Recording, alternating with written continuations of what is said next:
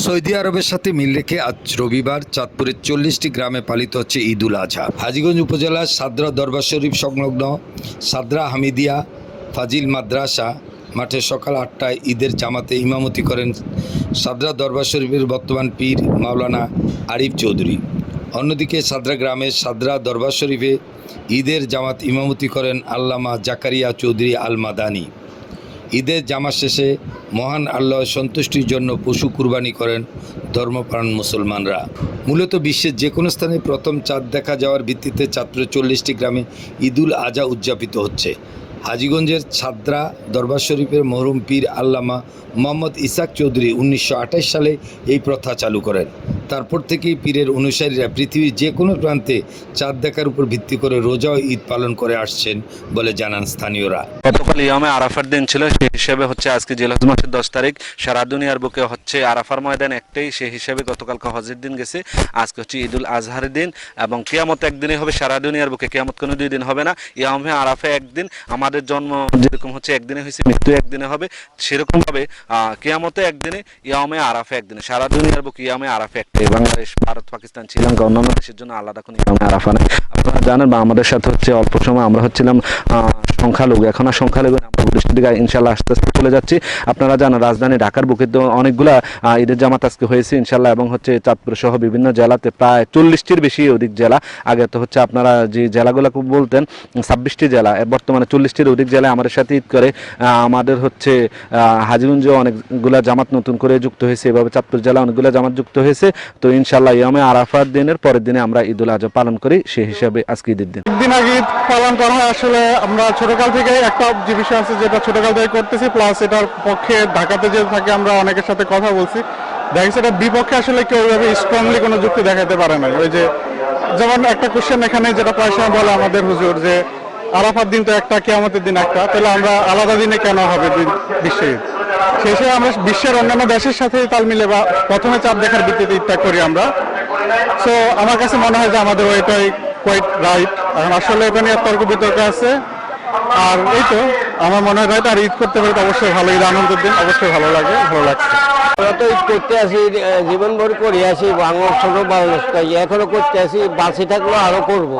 হুজুরে যেসব আছিল এই বিশ্বের হুজুরের অনুদানে ওইতে আছে, চলবে এগুলা বন্ধ করতে চলে যায়। অগ্রিম ঈদ উদযাপনে বিষয়টি বৈধ দাবি করে ব্যাখ্যা দেন সাদরা দরবার শরীফের বর্তমান পীর মাওলানা মোহাম্মদ আরিফ চৌধুরী। সবাইকে ঈদ মুবারক, ঈদ মুবারক, ঈদ মুবারক। আজকে বিশ্বের 150 কোটির বেশি মুসলমান ঈদ উল আজহা পালন করতেছে।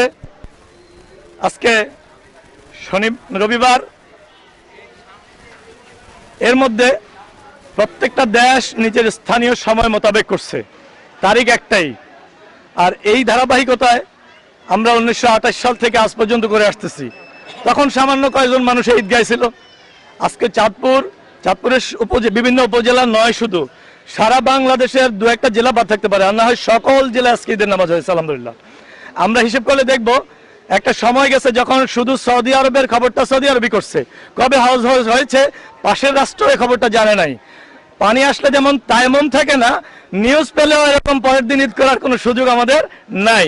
তো যখন আমরা খবর পাচ্ছি যতটুকুর মধ্যে খবর যাচ্ছে অতটুকুর মধ্যে ঈদ করা ওয়াজিব হয়ে যাচ্ছে, সেই ভিত্তিতে আমরা 1928 সাল থেকে এ পর্যন্ত এই সাদরা মাদ্রাসা ঈদগাহ ময়দানে ঈদ উল আজহা, ঈদ উল ফিতর সহ বিভিন্ন ধর্মীয় অনুষ্ঠান পালন করে আসছি। এবং এ পর্যন্ত আমরা দেখেছি, আপনারা দেশটা ঘুরলেই দেখবেন যে বা নিউজ দেখলে দেখবেন সারা বাংলাদেশে অসংখ্য মানুষ আমাদের দিকে সাড়া দিচ্ছে। মানুষ বুঝতে একটা কথা সহজে বুঝতেছে, মুসলিম সারা পৃথিবীতে একটাই কালেমা, লা ইলাহা ইল্লাল্লাহু মুহাম্মাদুর রাসূলুল্লাহ। সময়ের পার্থক্যে আমরা আরবের 3 ঘন্টা আগে হব, পরে হওয়ার কোনো ভৌগোলিক, কোনো বৈজ্ঞানিক, কোনো জ্যোতির্বিদ, কোনো ধার্মিক, কোনো হিসাব দিয়ে কখনোই কেউ প্রমাণ করতে পারবে না আমরা আগে পরে নয়। সুতরাং আমরা একদিন আগে করতে পারি, কিন্তু একদিন পরে করার কোনো সূত্রই নাই, সেজন্য আমরা আগে করি। একদিন আগে করি না, আমরা কয়েক ঘন্টা আগে করি, এতটুকু। আমি বলবো প্রত্যেক দেশ তার স্থানীয় সময় মোতাবেক বিশ্বের সকল প্রান্তে একই দিনে ধর্মীয় অনুষ্ঠানগুলো পালন করা উচিত। প্রশ্ন হলো, আমাদের দেশের জন্মদিন, আমাদের নবীর জন্মদিন কোন দেশে কোন দিন? কেন আমাদের নবীর একজন নবী একদিনে জন্মগ্রহণ করছে, একজন এক এক দিনে ঈদে মিলাদুন্নবী বা ধর্মীয় অনুষ্ঠান জন্মদিন পালন করতেছি? এটা তো আমাদের জন্য হাস্যকর। বিজাতিরা আমাদের দেখলে হাসে যে তাদের যে ধর্মদেবতা থাকে, যাদের যত অনুষ্ঠান করে সব একদিনে হয়। আর শুধু মুসলমান এমন এক জাতি যে ওমর রাদিয়াল্লাহু আনহু হিজরি ক্যালেন্ডার করে গেলেন, হিজরি ক্যালেন্ডার বাস্তবায়ন না করে মুসলিমরা আজকে যদি জিজ্ঞেস করি আপনার আজকে জুনের কয় তারিখ, সবাই জানি। যদি জিজ্ঞেস করি বাংলা কয় তারিখ, একটু কম জানি, যদিও নামে বাঙালি। যদি জিজ্ঞেস করি মুসলমান হিসেবে আরবি কয় তারিখ, তাহলে বলবো যে কেউই জানি না। এটা আমাদের ব্যর্থতা।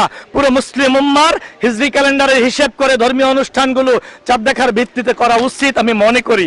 আর এটা আমরা যত মানুষকে বোঝাতে চেষ্টা করতেছি, আমার জানা মতে এ পর্যন্ত কেউ বুঝে নাই এমন মানুষ আমি দেখি নাই। যে সৌদি আরব এখনো নামাজও পড়ে নাই, কোরবানিও করে নাই, তাহলে আমরা আগে করলাম কেন? আমরা আজকে ফজরের নামাজ সৌদি আরবে 3 ঘন্টা 20 মিনিট 48 সেকেন্ড আগে পড়েছি, কালকে ঈশাও তাই করেছি, এভাবে করে আসতেছি। আগামী দিন জুমা যদি হয় এটাই করব, আজকে জোহর নামাজ ওটাই করব। আমরা সৌদির কখনো পরে নয় আগে, সেজন্য ঈদের নামাজ আগেই পড়েছি, এটা ভূগোল সম্মত। সৌদি আরব যে চাঁদ দেখা গেল 3 ঘন্টা পরে, জি, আর আপনি 3 ঘন্টা আগে সবকিছু করতেছেন। হ্যাঁ, সুন্দর প্রশ্ন। সৌদি কেন আগে, সৌদি চাঁদ দেখলো 3 ঘন্টা পরে, আমি কেন আগে করলাম? আসলে সৌদি আরব নয়, হ্যাঁ আমি যদি চাঁদটা দেখতাম আমিও সেটা বলতাম। সৌদি আরব চাঁদ দেখেছে, চাঁদ দেখে পুরো বিশ্বকে জানিয়ে দিয়েছে বিশ্ব একটা আন্তর্জাতিক, যেমন সৌর তারিখ হয় এমন একটা চন্দ্র তারিখ নির্ধারণ করবে। সেটা তারিখ, পুরো বিশ্বে তারিখ কখনো দুইটা হয় না।